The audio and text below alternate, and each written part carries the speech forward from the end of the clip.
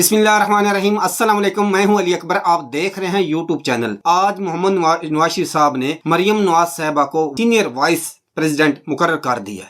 ये वही मोहम्मद नवाशी साहब थे जिनके प्लेटलेट्स गिर रहे थे, जिनको 12 बीमारियां लगी हुई थी, 17 दवाएं खाते थे, 3 दफा हार्ट अटैक हो चुका था और कुछ 17 स्टंट पड़े हुए थे। यही मोहम्मद नवाशी साहब थे जो लंदन भाग गए थे। अगर वो पाकिस्तान में रहते शायद वो दिन या रात बड़ी मुश्किल से गुजारते। उनके भाई ने जब उनकी जमानत दी, कहता है कि मेरी जमानत के ऊपर इसको लंदन भेजो इलाज कराने के लिए। देखो यार क्या निजामे कुदरत है। इनकी पाकिस्तान में 40 साल हुकूमत की एक हॉस्पिटल न बना सके जहां ये अपना इलाज करा ले। पाकिस्तान के पैसों से लूटा हुआ वो घर जिसकी मनी ट्रेल ना दे सके, ये ना बता सके ये पैसा आया कहां, ये ना बता सके ये पैसा लंदन में गया कैसे, ये ना बता सके कि लंदन के फ्लैट का असल मालिक कौन है। जब मरियम से पूछा जाता तो वो बोलती ये जो फ्लैट है मेरे भाइयों के हैं। जब भाइयों से पूछा जाता तो वो बोलते थे ये हमारे बाप के हैं। जब बाप से पूछते वो कहते हैं ये मेरे तो हैं ही नहीं। वो अगर नवाज शरीफ साहब के नहीं थे, मरियम नवाज साहबा के नहीं थे, सलमान साहब के नहीं थे, तो ये किसके थे? ये थे तो पाकिस्तान की 24 करोड़ अवाम के पैसों के थे। यानी कि बादशाह सलामत ने आज अपना मशीर को बदल दिया। नवाज शरीफ साहब को शहबाज शरीफ साहब पर इतमाद ही नहीं रहा और सीनियर वाइस प्रेसिडेंट से हटा दिया, यानी कि सीनियर जो होता है इनका नायब सदर, उससे हटा दिया है। अब सब फैसले जो हैं वो मरियम साहबा करेगी। हर फैसला मरियम साहबा करने में बहुत जल्दी करती है। वो 9 महीने का प्रोजेक्ट 4 मुकम्मल कर देती है। अभी तक वो वर्ड आए भी नहीं थे कंप्यूटर के अंदर, लेकिन उसने वो राइटिंग में लेटर जारी कर दिया था। इतवार के दिन पूरे यूरोप में छुट्टी होती है और मरियम साहबा ने वो लेटर जो है ट्रस्टेड भी लंदन से करा लिया था। ये थे मरियम नवाज साहिबा के प्रोजेक्ट। हर प्रोजेक्ट एक निराला, हर प्रोजेक्ट के पीछे एक स्टोरी। क्या कहना यार, ये 4-5 जो खानदान है किस तरीके से इन्होंने हमारे पाकिस्तान को लूटा। आज नवाज शरीफ साहब जिस मकान के अंदर ठहरे हुए थे, देखो वो किसके थे? वो 24 करोड़ आवाम के। इन मकानों की मनी ट्रेल ना दे सके, ये ना बता सके ये पैसा कहां से आया, और ये भी ना बता सके कि ये पैसा पाकिस्तान में लंदन कैसे पहुंचा। क्या ऊंटों पर गया था, क्या गधों पर ले गए थे? किसी न किसी तरीके से तो गया होगा ना। लेकिन जब मोहम्मद नवाज शरीफ साहब जेल में थे ना, तो ऐसे ये इन्होंने एक सोशल मीडिया के ऊपर वाह वेला छोड़ा हुआ था कि सुबह मरता है शाम को मरता है, सुबह मरता है शाम को मरता है।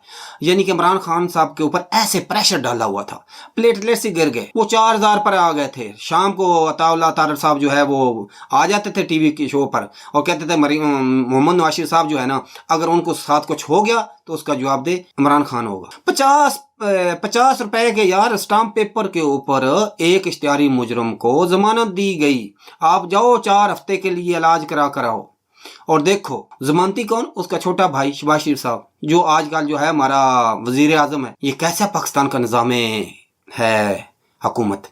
एक भाई इश्तिहारी, भतीजे इश्तिहारी, सांडू इश्तिहारी, जुआई इश्तिहारी और बाप वजीर आजम, और भाई के बेटे सब इश्तिहारी।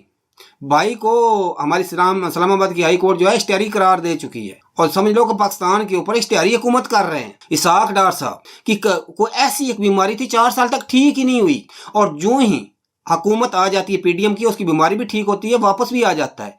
वह हर रोज शाम को एक टीवी शो के ऊपर बयान दे देता था, मैं जाऊंगा कि पाकिस्तान की मुआशरत को ऐसा ठीक कर दूंगा। आज मुझे वो टैक्सी वाला मिल जाए जो कहता था कि 135 रुपए पर पेट्रोल है, कि मेरे बच्चे भूख से मार रहे हैं, मैं जा रहा हूं शहबाज शरीफ साहब के वो महंगाई मकाओ मार्च में, ताकि हम इमरान खान से जान छूट जाए। आज उससे पूछो जब 265 का पेट्रोल है, अब कैसा रहा 8 महीने के अंदर। आपसे एक और बात शेयर करते हैं कि आज हमारे अरस्तु और जो फलासफू थे उन्होंने कॉन्फ्रेंस में भी कहा था कि इमरान खान ने 42 मंथ हुकूमत की। अच्छा 42 इन्होंने क्यों बोला आपको पता है? कि जैसे 42 साल हुकूमत की। कहता है 42 माह में इमरान खान ने पाकिस्तान की माइशत का बेड़ा गर्क कर दिया। ओए उल्लू के पट्ठो, आपने 42 साल इस पाकिस्तान के ऊपर हुकूमत की, बेड़ा आपने गर्क किया था, मुआशरत आपने गर्क की थी, पुलिस का महकमा आपने गर्क किया था, सारे महकमे तो आप तबाह करके गए थे। करप्शन में दलदल में आप फंसे हुए हो। कोई ऐसा सियासतदान बता दो जिसके ऊपर करप्शन का इल्जाम ना हो। साद रफीक, शाहिद खान अब्बासी, आसिफ जरदारी, मियां मोहम्मद शहबाज शरीफ, नवाज शरीफ के बेटे, शहबाज शरीफ के बेटे और उसकी बेटी, सब करप्शन के दलदल में फंसे हुए हैं। एक भी सियासतदान ऐसा नहीं है जिसके ऊपर करप्शन का इल्जाम ना हो। एक है तो सिर्फ खान है, उसको इन्होंने झंझोड़ लिया 8 माह के अंदर, कुछ ना मिला। एक टोशा खाने से घड़ी मिली जिसका उसने टैक्स पे करके ली हुई थी। अच्छा एक मजे की बात आपको और बताता चलूं, हाई कोर्ट ने यह बताया कि आप ले आओ 70 साल में किन किन ने जो तोशा खाने से तोहफे जो है घर ले गए हैं ना, सबका कार्ड ले आओ। आपको पता है उस दिन के बाद तोशा खाना का बिल्कुल नाम नहीं लिया जा रहा। उसकी वजह यह है कि ये खुद चोर हैं। वो इमरान खान ने तो कुछ पैसे दे के ले ली घड़ी, वो अब उसकी मालकियत वो रखे, वो बेचे, वो जो मर्जी करे। वो ये तो कारें ले गए यार, ये हत्ता के वो कैलेंडर जो लगे हुए थे दीवारों के ऊपर वो उठा कर ले गए। एक आदमी बता रहा है यार इन्होंने सितम ज़रीफ़ी ये है, वो कैलेंडर को उतारने के बजाय उसको खींच रहे थे, धागे लटक रहे थे किला नाल। दसो यार है कोई कालगरन है? इन्होंने पाकिस्तान के साथ मजाक किया हुआ, हमको अब बेवकूफ फिर बनाएंगे। वो बरसाती मेंढक नहीं होते, उसकी तरह ये अब बार आएंगे क्योंकि इलेक्शन करीब आ रहा है। अब आज देखा होगा कि आज बिलावल भुट्टो साहबा या साहबा या साहब, वो 2 ना 3 में है ना 13 में है। अब आप बताओ उसको आदमी साहब बोले या साहबा बोले? ठीक है, वो आज सिंध के एक स्कूल गया हुआ है गांव में, वहां स्कूल में बैठ कर ना बच्चों के साथ उसने आज पिक्चर जो है ना वो खिंचवाई है। सब बच्चे हंस रहे हैं ताकि लोगों को पता चले कि गरीबों का हमदर्द है। एक बात और आपको बताऊं, इसका नाना यही ड्रामे करता रहा, इसकी माँ यही ड्रामे करती रही, इसका बाप यही ड्रामे करता रहा। ये अब अवाम पर फिर ड्रामे कर रहा है।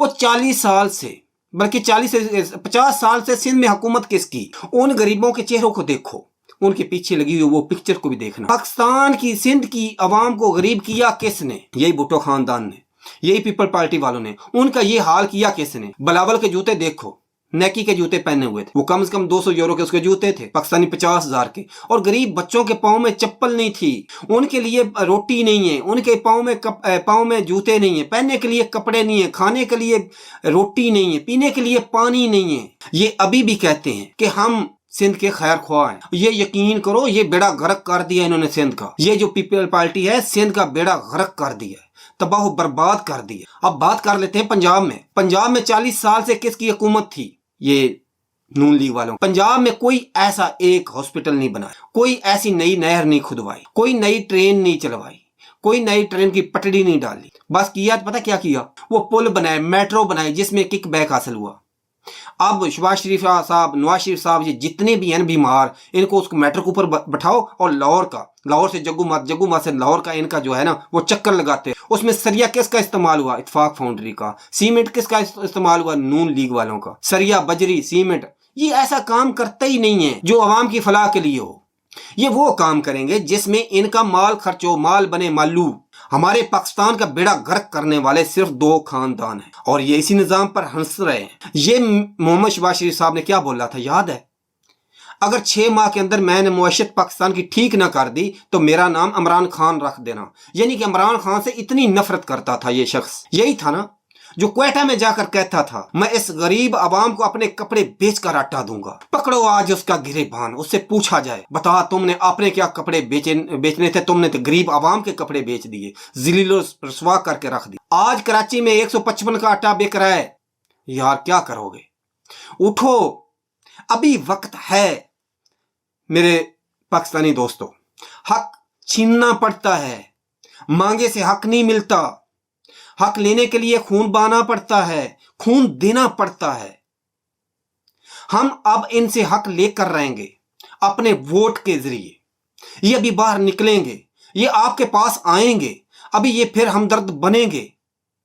आज नहीं तो कल यकीन जानो इनके मुंह पर तमाचा मारो जैसे कि इन्होंने हमारे मुंह पर तमाचा मारा। क्या मैं बताता हूं कौन सा तमाचा। इमरान खान की हुकूमत, डॉलर का रेट 120 था, यूरो का रेट भी ज्यादा था, लेकिन रोटी तो मिल रही थी ना। लेकिन पाकिस्तान दूसरे मुल्कों के सामने इतना रसवा नहीं हो रहा था। आज टेलीनार जैसी कंपनी पाकिस्तान को छोड़ के जा रही है। ये धीरे धीरे सब चले जाएंगे। 500 अरब पड़ा हुआ है। अगर 500 अरब में 300 अरब ले गए सऊदी अरब वाले, 200 अरब ले गए अपने चाइना वाले, पीछे क्या बचेगा? दुबई वालों को क्या दोगे? सोचो, समझो, सुलझो, उठो, यकीन करो उठो और इनको बता दो कि कब तक ये हमको बेवकूफ बनाते रहेंगे। हर दूसरे दिन टीवी शो पे आकर बैठ जाते हैं जी हम मुआशरत को ठीक कर देंगे। आज साख डार का बयान सुना आपने? कॉन्फ्रेंस में कह रहा था कि 20 जून को पाकिस्तान की मुआशरत जो है वो ठीक हो जाएगी। और उल्लू के पट्टे, ये मुआशत है, कोई बिजली का बटन नहीं जो तुम दबाएगा कि वो कमरा रोशन हो जाएगा। वो जो बटन तुमने 20 जून को दबाना है, आज क्यों नहीं दबा रहा? पूछो इनसे। ये लंबी लंबी बढ़के मारने वाले। आज फिर वो आपने स्टेटमेंट देखा होगा, एक औरत का ज़मीर जाग गया है, वो भी जो है वो उसका भी पैसा लेकर ज़मीर जाग गया है। मैंने आपको पहले ब्लॉग में कहा था इनके 3-4 आदमी ये जरदारी तोड़ेगा, उसमें ये कामयाब हो चुका है। एक तो वो तुर्की भाग गया है पक्का पक्का, दूसरा जो है वो दोस्त मजारी जो आपने देखा होगा या सुना होगा, डिप्टी स्पीकर हुआ करते थे साबका पंजाब असम्बली के, वो भी इधर उधर हो गया है। 2 ये होगा, एक औरत का भी ज़मीर जाग गया है। ये इनके आप ज़मीर जागेंगे? आज तक कभी गरीब आवाम के लिए भी इनका ज़मीर जागा है? हरगिज़ नहीं। दिल खोल कर इन्होंने हमको लूटा। एक और बात आपसे जाते जाते करता हूं कि उम्रा करने में पाकिस्तान पहले नंबर पर, करप्शन में भी पहले नंबर पर, हरामखोरी में पहले नंबर पर, चोरियों में पहले नंबर पर, और पाकिस्तान की जो है फ़ज़ा आलूदगी उसमें भी पहले लाहौर पहले नंबर पर। और हमारे अदालती निज़ाम पता है कितने नंबर पर है? 144 नंबर पर। क्या कहना यार, सुभान अल्लाह। पुलिस हरामखोरी में, रिश्वतखोरी में पहले नंबर पर। कभी आज तक मेरिट पर फैसला हुआ है? कभी किसी गरीब को इंसाफ मिला है अदालतों से? कभी किसी गरीब को इंसाफ मिला है थानों से? इंसाफ सिर्फ अमीरों के लिए है, गरीबों के लिए जेलें होती हैं, गरीबों के लिए जुल्म सितम होता है, भूख होती है, अफलास होती है। ये कहते थे कि हमने मुश्किल फैसले किए। क्या इन्होंने मुश्किल फैसले किए यार? मैं आपको बताता हूं। नैब के पर काट दिए, पर क्या उनकी जुबान काट दी। ना रहे बांस ना बजे बांसुरी। वो 1100 अरब का यार हम शहबाज शरीफ पर सुबह होना था फर्द जुर्म ऐद, और रात को देखो सुबहान अल्लाह वज़ीर आज़म का हलफ उठा रहे हैं यार।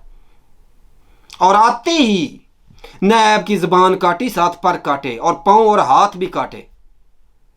अपने केस जो थे वो ख़त्म कराए। जरदारी बरी, शहबाज शरीफ बरी, हमजा शरीफ बरी, साख डार। देखो यार, पाकिस्तान की अदालत के निज़ाम अदालत पर के मुंह पर एक तमाचा है। 4 साल इश्तियारी रहने वाला मुलजम पाकिस्तान के सरकारी एयरफोर्स के जहाज में बैठ कर लंदन से आता है, वो भी वजीर आज़म के साथ, और अदालतें लिख कर देती हैं कि इसको पुलिस ना पकड़े। कभी किसी गरीब की इस तरह जमानत नहीं हुई है। अगर जमानत हुई है तो हमजा शहबाज शरीफ की हुई है इतवार के दिन। वो जब नैब वाले तलाशी लेने गए थे, वो बात में जो छुप गया था बाथरूम में जाकर, और इतवार के दिन अदालतें खुली और उसको जमानत दी गई। इंसाफ सिर्फ अमीरों के लिए है, गरीबों के लिए जिल्लत रसवाई है। आज तक के लिए इतना ही। मिलते हैं नेक्स्ट व्लॉग में। अल्लाह हाफिज़, अल्लाह निगहबान।